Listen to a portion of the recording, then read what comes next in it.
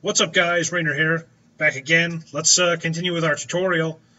This time we'll be talking about the warrior class. Warriors are a very unique role in to play the combination between magical or tank and assassin. They can be built both ways to do all the damage, or they can be very tanky. They fall right into that middle area. They can do both very well. They're a jack of all trades. So warriors filling that middle ground role, they often have a solid wave clear. Now, bear in mind that I'm only speaking from a general perspective. Guan Yu's wave clear with his Taolo assault here is amazing.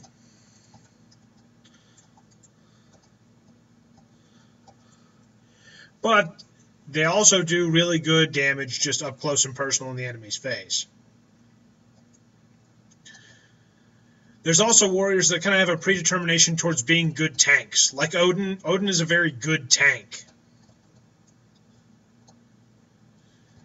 due to his passive.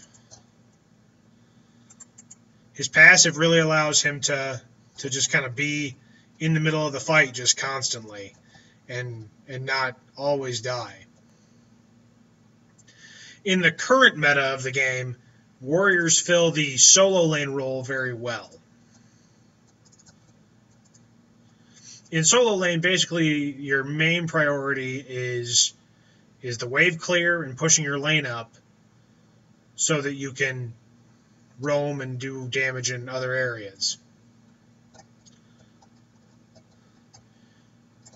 Some gods are better at this than others. Odin's wave clear is not exceptionally good, but his team fight is probably one of the best of the warrior class, just due to the fact that he can trap all of his enemies in one solid area and leave them wide open for damage.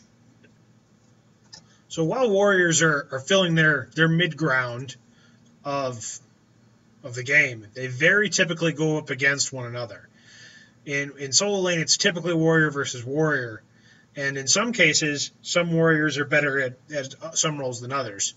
Like a Tyr versus a Guan Yu lane, that's pretty up in the air. I've seen good Guan Yu players push that lane and take that lane, but I feel like Tyr just has a bit more of an edge. Warriors, as well as being able to play a solid solo lane, can also jungle fairly well. They're not the best. They're nowhere near as good at it as assassins do, but being a little tankier, they aren't so concerned with having a bad gank. A bad gank for an assassin could end up leaving you dead. Whereas for a warrior, you've still got a solid chance to make it out of there and maybe even secure a kill in the process. Where the warriors kind of can tend to suffer is their team fight's not always the best, just because they don't do the most damage. So they kind of sometimes fall into a very support tank role, especially along the lines of like Sun Wukong, guys like that, who can do a good amount of damage.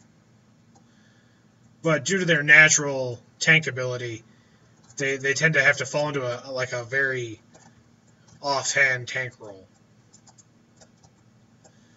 See, I built Guan Yu here for damage, so you can see how I can quite easily take down the enemy's mages without really almost no trouble at all. So as far as like things you need to know about warriors, is they're kind of like a nice middle ground between tanks and assassins. Their team fight's not incredible, but it's not bad.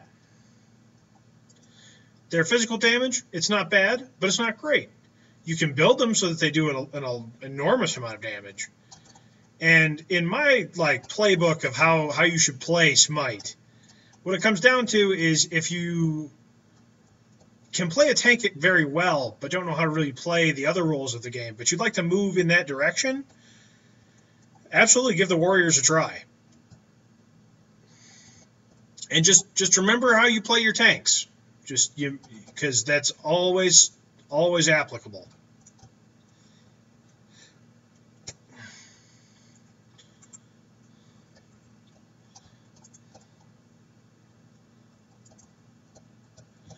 I mean, at this point, this enemy Ra can't stand against me. It's not even close. I barely have to try to take him down. Probably got something to do with my 60 stacks and Devo gloves. But so when you take away from your warriors, what you need to know is that they're not really a hard set class. They can play any role you want them to play. They can play the tank. They can play the assault or the assassin. They can fit whatever role you need them to fit. Right now, I have a very damage-heavy built Guan Yu, and you can see I'm just trouncing this Ra. I've killed him 7 times, to the 2 times I've died, both of which have been to tower because I'm an idiot. But, I mean, it's pretty much when I want him to die, he dies. So once you've learned to play your tanks, and you want to try another area of the game, you should absolutely give the warriors a shot, because they're a very nice middle ground to kind of get you prepped up for the damage classes, like the assassins. So what you should basically take away from the warrior class is they're a very excellent jack of all trades. They can play the damage role if you want them to. They can play the tank role if you want them to. They fit any role on a team. One thing to really know for sure is that if you enjoy playing the tank class, but you're not sure if you're ready to step into a heavier damage role, the warrior is always a nice springboard to kind of get your feet wet.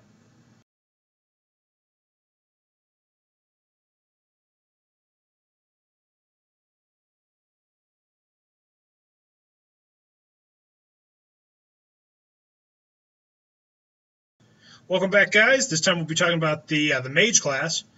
The Mage class is a very robust class, and there's a lot here to know about. You've got your damage-heavy gods, your just instant nukes. You've got your very chip-down gods that kind of just fit a role where they just slowly work the enemies down into nothing. And then you've got very like auto-attack based gods. Like these two, I mean, they rely on their auto attacks for probably most of their damage. Mostly because Frey is an assassin. But anyway, so I'm going to pick the free mage here. And you're going to see some super exciting Ra on Ra gameplay that way. So mages, let's talk about mages a little bit. Mages fit the role of providing the other source of damage in the game. There's physical damage that goes with warriors, assassins, AD carries. And then there's magical damage, which comes from tanks and mages. So if you work very well together with a mage and a warrior, you can, or even an assassin, you can do a very robust amount of damage that the enemy can't really prepare for.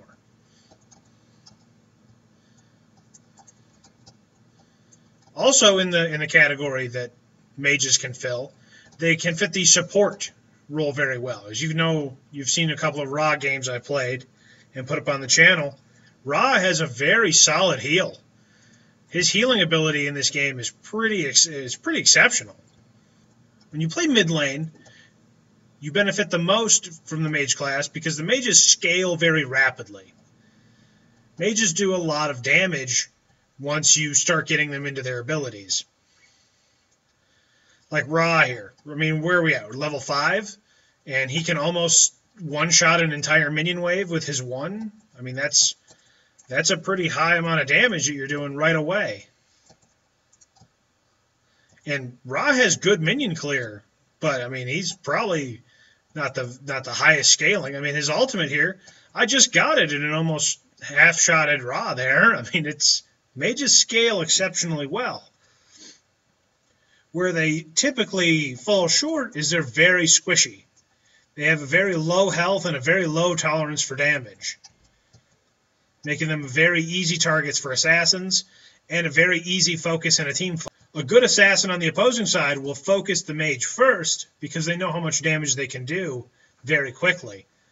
especially mages like and Poseidon and Hebo. They can both do an enormous amount of damage very, very quickly in the game.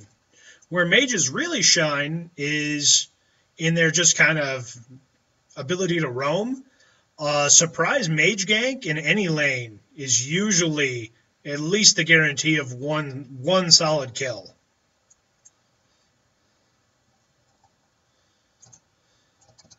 Especially a mage that's well fed. If you get a mage that has good minion feed before he walks into the opposing team's lane, he can do an astronomical amount of damage. I mean, you've seen Anubis. Anubis probably has the highest quality of just insta-nuke that there is. If you hit the Mummify with Anubis, that's a guaranteed kill. Now, I say guaranteed because, you know, I'm a big fan of exaggerating, but it's almost an instant kill every single time that you hit the thing. Let's talk about the weak side of mages.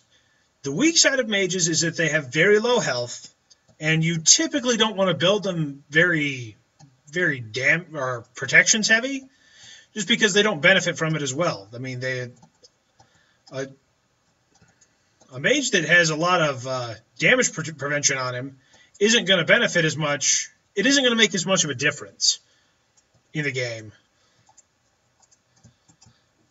that has a mage that has a massive quantity of magical damage on it. So let's talk about where mages are exceptionally strong. Mages are exceptionally strong in the mid lane areas just because they work very well on their own. They don't need someone to watch their back. I mean, like an AD carry doesn't require a tank to play well, but it certainly is helpful. Mages are typically very self-sufficient and usually very well matched against each other. You're never usually going to find a mage fight that's overly one-sided just due to the god choices.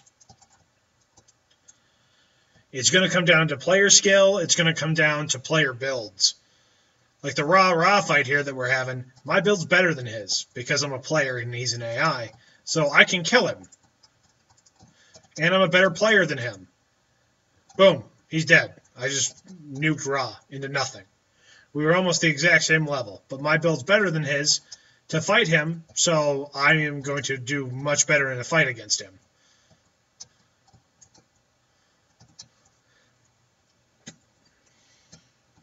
How do you know if you're ready to pick a mage? Well, the real thing that you've got to understand is that mages work very similar to hunters in the fact that they hover around back here by these ranged minions and do very ranged damage attacks.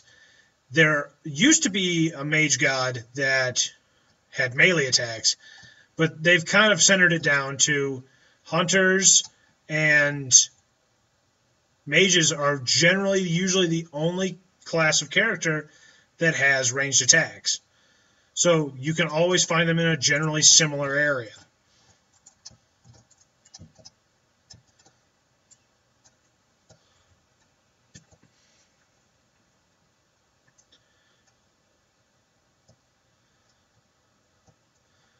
Now, one of the tough rules in the game of Smite is playing the mid lane. Mid lane is tricky. It takes practice to get used to because you're playing one-on-one against another mage, so it comes right down to skill. Can I play mid lane against another god? Only you know if you can play it. The best way I would say is jump into arena, or you can't really give it assault. Jump into an arena match and start picking some mage characters. It's a good way to get used to any. That's actually a recommendation for any god you want to play. Any class you feel like jumping into, jump in there to arena and give it a go to see if you find a god you like, if you can understand their skill set. Once you understand how to play a god, the next part's easy. It's just becoming good. Just practice with a god. That's how players get good at a game. It's the same way with like any competitive player and any competitive sport is the more you play, the better you are at a game.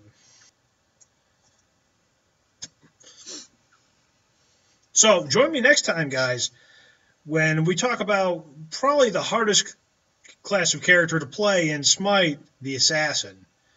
And then we hit one of the more interesting roles of Smite, the Support Gods. This has been Rainer. Thanks for watching. Peace out.